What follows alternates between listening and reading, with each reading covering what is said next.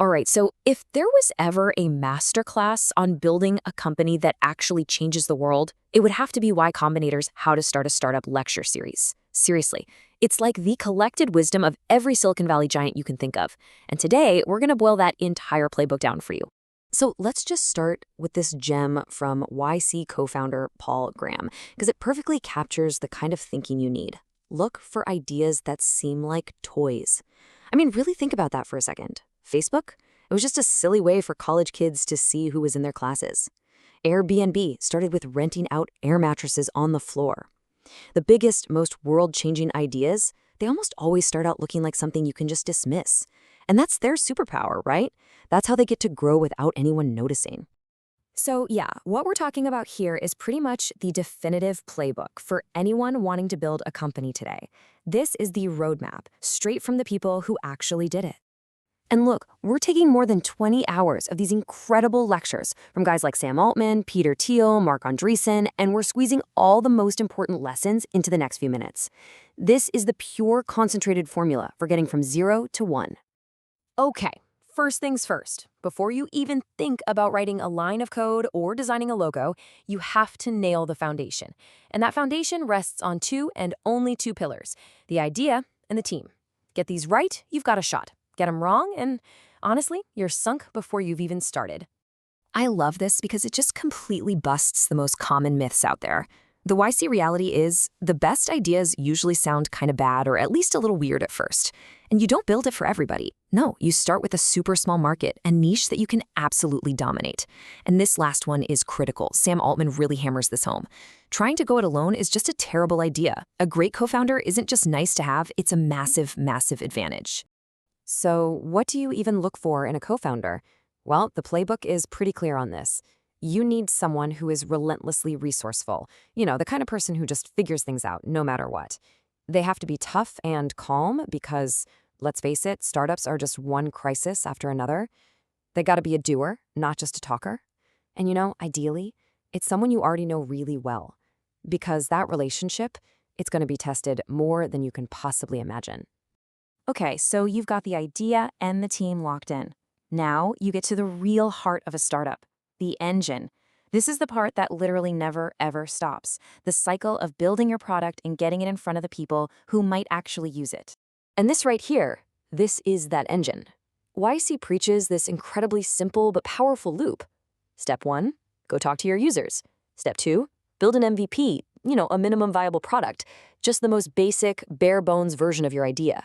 Step 3, get their honest, brutal feedback.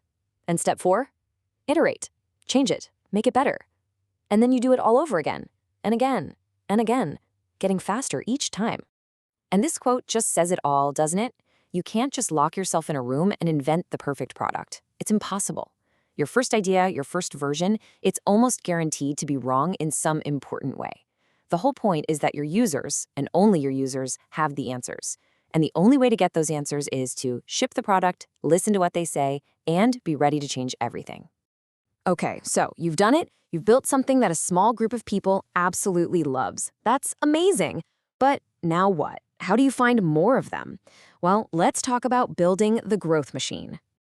And here we go, another classic, totally counterintuitive piece of advice from Paul Graham.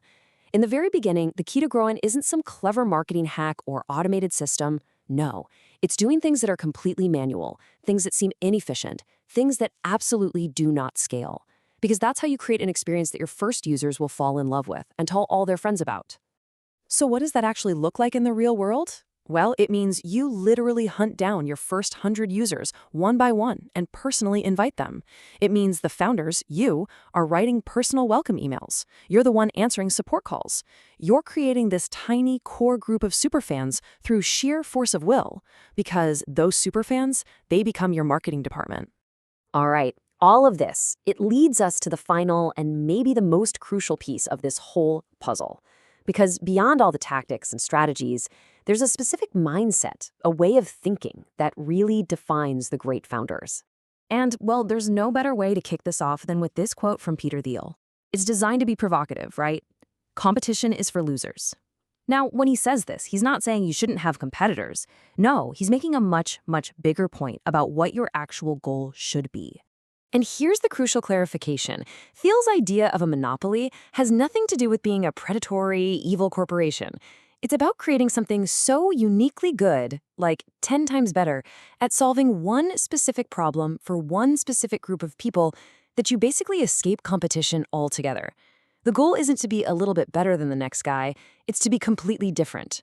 This idea, which you hear from Reid Hoffman and so many others, really gets to the core of what drives a founder. See, mercenaries, they're in it for the paycheck. The second things get tough, they're gone. But missionaries, they are driven by an unshakable belief in their mission. And that belief, that purpose, is the ultimate competitive advantage. It's the fuel that gets you through the years of struggle. It's what attracts the best people to your team and what actually builds a company that can last. So there you have it, the YC playbook. First, get the idea and the team right. Then, build something users love by iterating over and over.